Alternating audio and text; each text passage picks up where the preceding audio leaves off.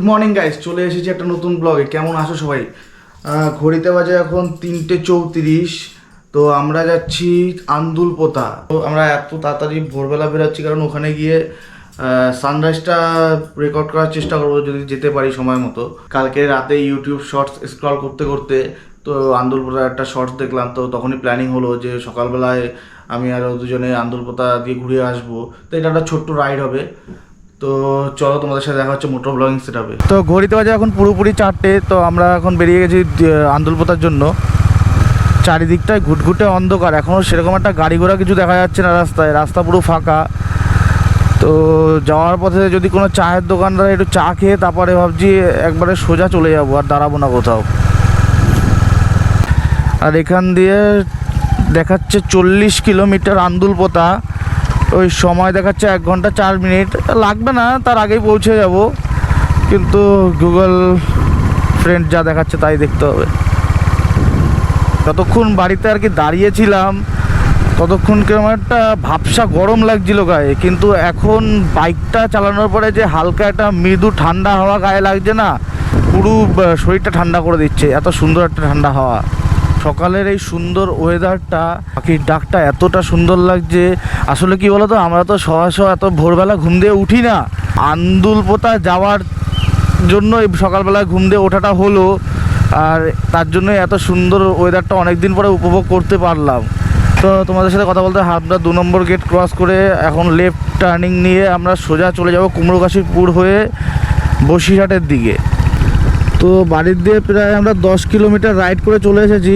কোনো চায়ের দোকান এখনও খোলা দেখলাম না। তো এত সুন্দর একটা ভোর, এখন যদি একটু গরম গরম চা হতো তাহলে ব্যাপারটা বেশ জমতো। সামনে যদি পাই তো দাঁড়াবো চায়ের দোকানে, একটু চা খেয়ে তারপরে বেরিয়ে পড়বো। স্ট্রং একটা চা খেতে হবে, নয়তো ঘুমের যে ঝুলটা সেটাই কাটছে না। তো কুমড়োকাশীপুর মার্কেট ক্রস করার পর একটা চায়ের দোকান খোলা দেখলাম, তো এখান থেকে একটু চা খেয়ে নিই, তারপরে বেরোবো বন্ধু। এই দোকানটা দিয়ে চা খেয়ে এখন বেরোচ্ছি, কিন্তু চা খেতে খেতে দেখছি আলো হালকা হালকা ফুটে গেছে। তো চাবিটা কোথায় রাখলাম? চাবিটা নিয়ে তো চাবিটা দোকানে রেখে এসেছি। আবার গন্তব্যের জন্য রওনা দেব।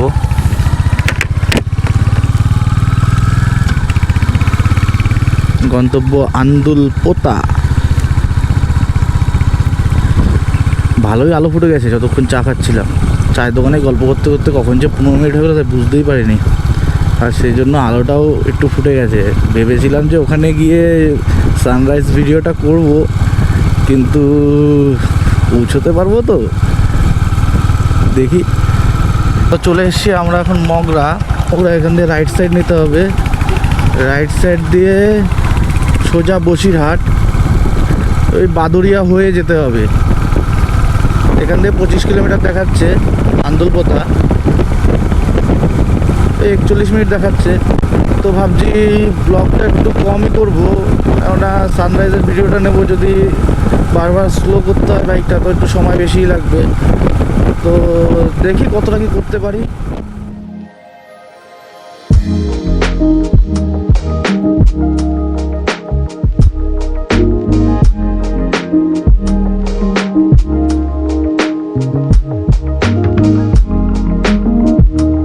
সাথে কথা বলতে বলতে আমরা চলে এসেছি এখন বাদুরিয়া। সামনে মামার গাড়ি।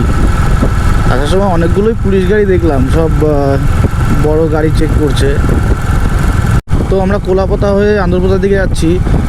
আর আন্দুলপোতা যাওয়ার আগে এই 5-6 কিলোমিটার রাস্তাটা এতটাই ন্যারো রাস্তা, সামনে যদি একটা বড় গাড়ি পড়ে যায় তাহলে সেটা ওভারটেক করা মানে খুব মুশকিল হয়ে যায়।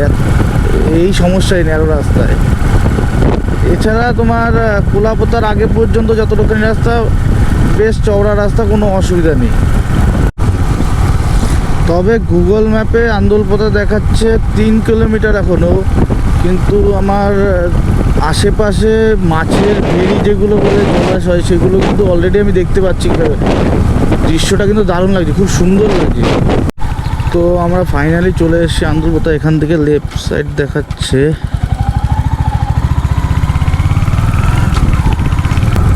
ভাই কি জায়গা, কি সুন্দর জায়গা।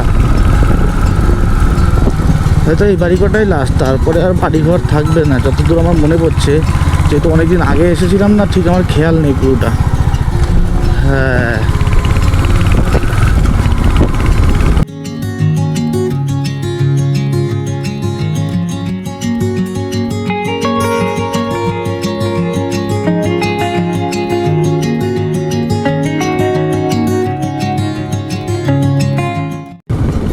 সামনেটা দেখো কি লাগছে, গোপ্রোতে জানি না কতটা বোঝা যাচ্ছে, তবে নিজের চোখে দারুণ লাগছে।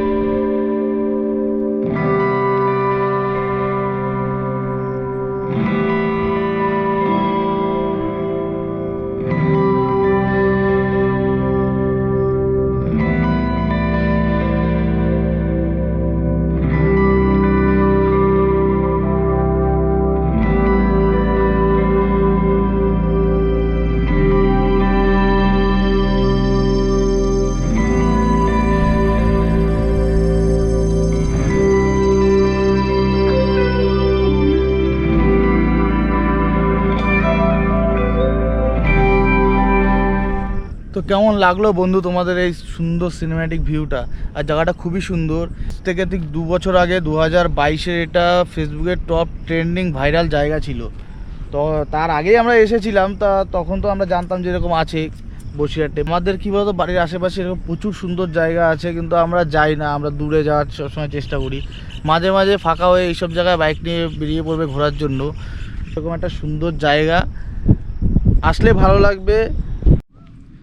তো অনেকক্ষণ ছবি টবি তোলার পরে আমরা এখানে সামনে একটা দোকান পেলাম। এই দোকান দিয়ে দুজনে একটু চা খাচ্ছি, চেয়ার্স। আর এত সুন্দর একটা সানরাইজ, ব্যাপারটা দারুণ লাগছে। তো বেশিক্ষণ দাঁড়াবো না, প্রায় 1 ঘন্টার মতো এখানে দাঁড়িয়েছিলাম আমরা। তো এখান দিয়ে আমরা এখন বেরিয়ে যাব, সোজা বাড়ি যাব। বাড়ি গিয়ে দেখি এডিটিং করে যদি আজকে ছাড়তে পারি তো আজকেই ছেড়ে দেবো ভিডিওটা।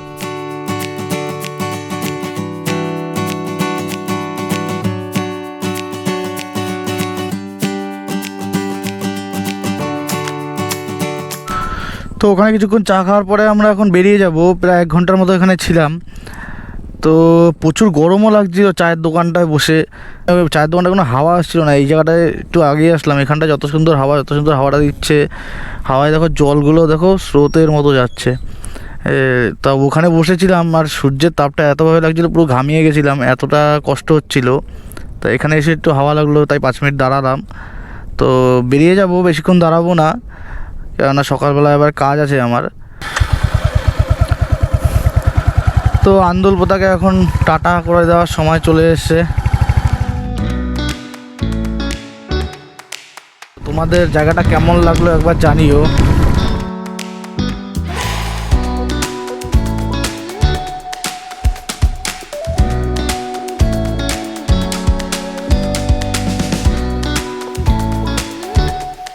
তো এখন আমরা আন্দুলপোতা মার্কেট ক্রস করছি, ডান দিকে সোজা চলে যাব মগরার দিকে। এটা এখনও এখানে দাঁড়িয়ে আছে, ঠিক করে নি। বাবা, এমন জায়গায় গাড়িটা দাঁড়ানো।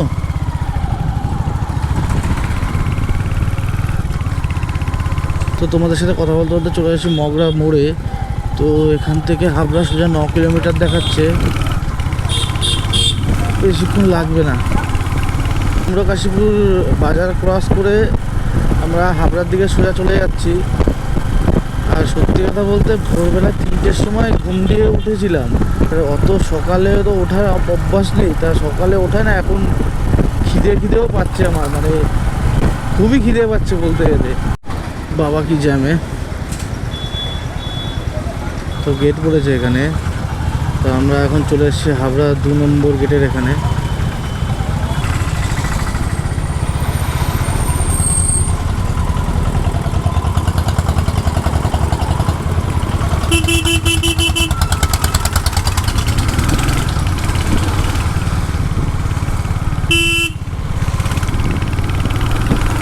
তো ফাইনালি জ্যাম কাটিয়ে বেরালাম।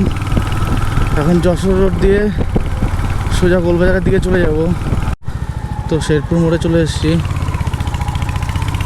গোলবাজারের রাস্তায় ঢুকে গেলাম।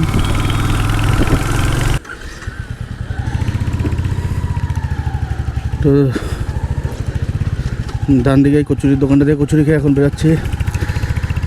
কচুরিটা দারুণ ছিল। আর যে খিদারা পেয়েছিল, খিদারা পুরো পেটের ইঁদুরটা পুরো ঠান্ডা হয়ে গেছে। বলছে খাবার পেয়ে গেছি, আর কিচ্ছু বলবো না। এতক্ষণ দৌড়াদৌড়ি করছিল। তো সোজা এখন বাড়ি যাব, আর কোথাও যাব না। বেশ গরমও লাগছে এখন। তো ভিডিওটা আর বেশি করলাম না, এই পর্যন্তই থাকলো। যে লাইক, শেয়ার অ্যান্ড সাবস্ক্রাইবটা করে দিও। আর অবশ্যই সাবস্ক্রাইব করার পরে বেল আইকনের বাটনটা চেপে দিও। গুড বাই, দেখা হবে নতুন মোটো ব্লগে। ভালো থেকো, সুস্থ থেকো, আর এইভাবে পাশে থেকো। Good bye.